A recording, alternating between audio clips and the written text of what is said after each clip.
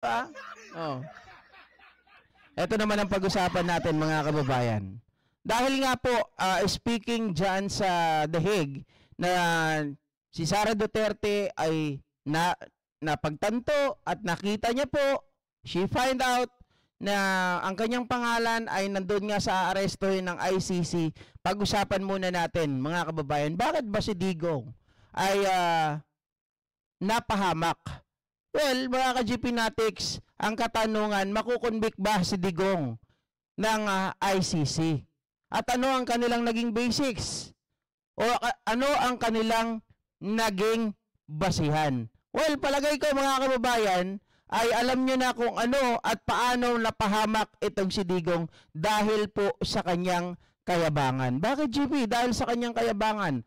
Di ba po mga kababayan, akala kasi ni Digong Duterte ay wala na pong makakahuli sa kanya. Hindi siya mapapakulong ng ICC. Dahil ang yabang niya, talagang hinahamon niya po ang ating judiciary, ang ating executive, na siya po ay ipahuli na.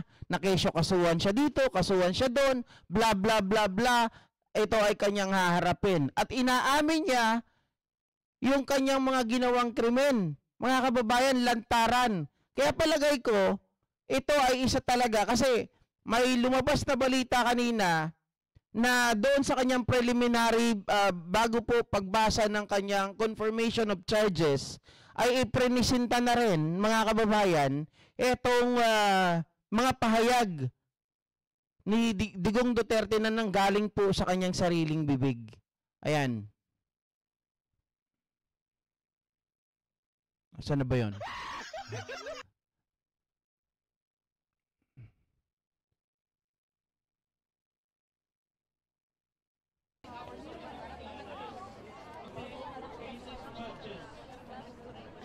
Rodrigo Duterte is the first former head of state in Asia to be arrested by the International Criminal Court. He is accused of crimes against humanity for his alleged role in a brutal drug war in the Philippines. A wave of extrajudicial killings during his stints in office, first as mayor of Davao City and later as president of the Philippines, resulted in the deaths of thousands of people. Many were some of the country's poorest communities. ICC prosecutors allege that Duterte is criminally liable for those murders. So, what are the charges based on? In Davao, okay, mga kababayan, what are the charges based on? Yan ang katanungan. Saan ba sila nanggaling? Ano ba ang kanilang tiningnan? Siyempre, kung tayo bilang isang pangkaraniwang tao, or pumunta na lang tayo dun sa perspective ng mga abogado.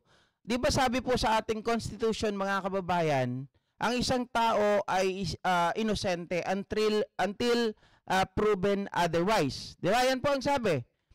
Ngayon mga kababayan, sa paghaharap po or sa pagpapakita po ng mga ebidensya, lagi yan may testimonya ng biktima to support the statement mga kababayan ay kailangan po may mga supporting documents pa, 'di ba? At syempre sa supporting document, mayroon din mga iba pang tao na pwedeng mag-prove doon sa allegation to prove mga kababayan yung allegation, to substantiate the allegation. Ngayon, isa sa pinakamabigat dito, kahit sa prosecutor sa husgado o diyan sa ating korte, kahit dito lang sa local, kailangan pag ito ay nakuhanan ng video, mga kababayan, at ito ay nanggaling sa kanyang bibig, mukhang ito ang nagpalaglag talaga kay Digong Duterte dahil sa kanyang kayabangan. To do it personally. Tagla naghanap ako ng inkwento para makapatay. There's a 3 million drug addict. Ano sabi niya? Ito para makapatay. I was really looking for an encounter so I could kill. So sinasadya, mga kababayan, gusto niya yung may encounter talaga para makapatay. So sinasadya, 'di ba? Hindi ito yung nagkataon lang na dahil lumaban, mga kababayan, sila ay talagang itong si Digong Duterte parang pinipilit niya or parang yung tao ay ini-encourage niya na lumaban para mapatay niya. There's a 3 million drug addict. There are. I'd be happy to slaughter him. Ilan? Diba? I'd siya daw ay masaya na slaughter yung mga tao. Ang slaughter, mga kababayan, para sa hayop yan. Biruin nyo, yung mga tao, parang hayop lang kay Digong. Gusto niyang patayin, i-slaughter. 3,000? Oh. I will kill more. But are these statements enough to convict the former president? Shuno Tarfusar is a former ICC judge who has presided over several cases at The Hague. The interview you gave and you praise yourself for being so good and so brave, they fall back to you. Ayun, mga kababayan. Yang kahambugan mo, yang kayabangan mo, they fall back to you. Ayan. And this is also evidence. I mean, this is evidence calling for the subjective element. The subjective element is your intention. Ayun, meron talagang intention siya na pumatay. Ito daw ay isang mabigat na ebidensya. Isang elemento na nagpapatunay, mga kababayan, ng kanyang kagustuhan na pumatay. Sa makatuwid, magagamit yung kanyang mga sariling mga videos, yung kanyang sariling mga pronouncement sa media. Diba? To kill. Images and videos pulled from social media have been used in previous cases to convict suspects brought before the ICC. Take this video, for example. In 2012, militants with Ansar Dine, an Islamist group affiliated with Al-Qaeda in Africa's Sahel region, destroyed religious sites in northern Mali. They targeted centuries-old Sufi mausoleums. The group seen in the video was under the command of Ahmad Al-Faqi Al-Mahdi. In these videos and the pictures, one could see persons destroying with hammer and lots of other tools this historical site. And these people were under Al-Mahdi. The court ruled the videos were enough to convict and sentence Al-Mahdi to 9 years in prison. The ICC prosecution, of course, doesn't rely solely on these videos. It's also based on administrative documents, media reports, and witness testimonies. Okay, ang dami, mga kababayan. So media reports, PNP reports, at kung ano-ano pa. Yung kanilang mga statement, ay ganun din. So lahat nagsama-sama na yun. Sabi ko nga, lahat ng ay nagko-corroborate. Merong sinumpaang statement, merong mga supporting document, nandyan yung mga pamilya ng mga biktima, yung mga biktima mismo, at ang pinakamabigat dyan, mga kababayan, yung under oath na ginawa ni Duterte during the Senate hearing and also during po nung investigation po dyan sa Quadcom. Yan talaga yung mga bagay na nagpabagsak ng todo o magpapabagsak ng todo para makonvict itong si Rodrigo Roa Duterte. And even witness testimony has not been enough to convict in some ICC cases. In 2019, Tarfusar presided over the trial of former Ivory Coast President Laurent Gbagbo and one of his ministers. They faced charges related to post-election violence that killed about 3,000 people. We discussed the evidence, or the prosecutor presented I say about 80 witnesses and thousands of documents. We found, and I'm still standing to this finding. We found that the prosecutor did not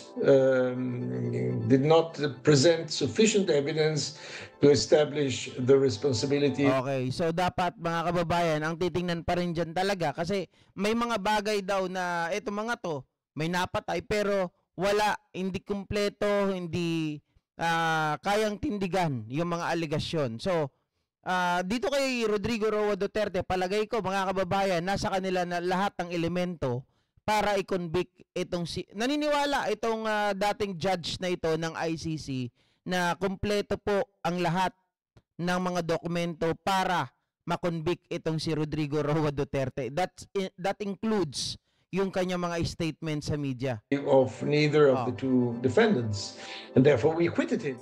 In other cases, the prosecution can fail to find enough witnesses. That's what happened in the ICC trial of current Kenyan President William Ruto. Yon.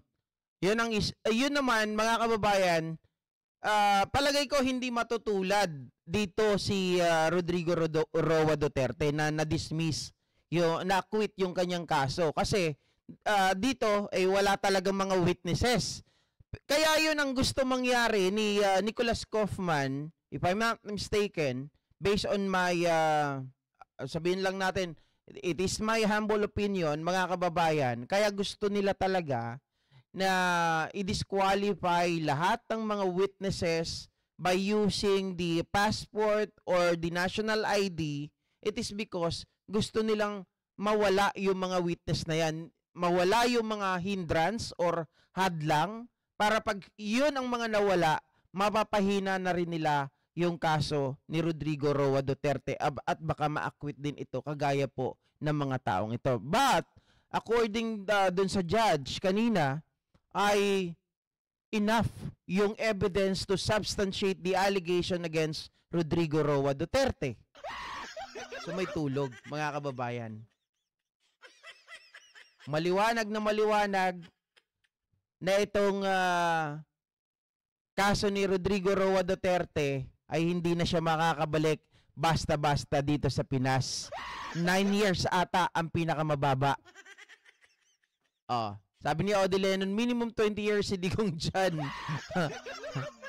Pag nasentensyahan na, habang nagtatrial, 3 years to 9 years, tama?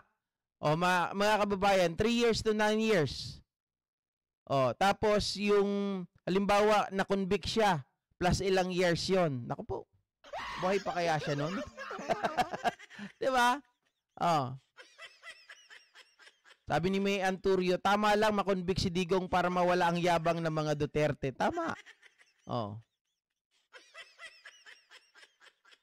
Hindi, kasi mga ka-GP Natics, kapag itong si Rodrigo Roa Duterte ay na-acquit or na-dismiss yung kanyang kaso dyan sa ICC, lalo pong magyayabang ang mga Duterte. Particularly, yan si Sara Duterte, at lalong lalakas, uugong, at baka wala na, hindi na nila magawang mapa-impeach yan, at baka hindi na po nila magawa, mga kababayan, na itong si Sara Duterte ay mapigilan sa 2028. Naniniwala ako na yung kay Sara, 'di ba, sabi naman ni Antonio Trillanes, bakit mo papapayagan? Bakit mo pabibigyan ng pagkakataon na yan ay makatakbo sa 2028? Kapag yan ay nakatakbo at nanalo yan, naku po, kawawa naman ang Pilipinas. Kawawa ang mga pangkaraniwang mga Pilipino. Baka mas malala pa sa ginawa ng tatay ang gagawin ni Sara Duterte. Kaya wag tayong pumayag, mga ka-GP Natics. Isa sa mga elemento na magpapalakas sa mga Duterte kapag si Digong ay na-acquit dyan sa ICC. Sabi ni Ma'am Yuki Sawaki, 3 years makapatay na yan. Kayo naman pinapanalangin nyo. Wag muna, 'di ba? Wag muna, patagalin nyo muna para kahit papano, mga ka-GP, ay maramdaman niya, maranasan niya na itong taong ito, 'di ba? Makita niya rin yung paghihirap, maramdaman niya sa sarili niya. Kasi hindi naman ganun-ganun na lang 'yon. Although sabihin natin, parurusahan din naman siya sa dagat-dagatang apoy, di ba? Pero mga kababayan, iba rin yung batas dito sa mundo ng mga tao. Naway maranasan man lang din niya yung paghihirap. Kasi yung pain na ibinigay niya doon sa mga biktima, yung mga naiwan nila sa mahal, yung mga naiwan na mahal nila sa buhay, di ba? Yung mga tao na dapat may aalalay sa kanilang mga anak ay napatay, o yung kanilang mga tatay o kanilang mga anak ay napatay din, tapos yun ang ulila yung mga magulang. Ganun din ang iparanas natin kay Digong Duterte. Diba?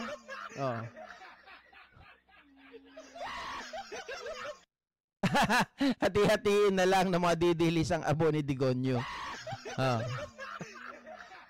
Please bring Manyakol Salot FPRRD Abom.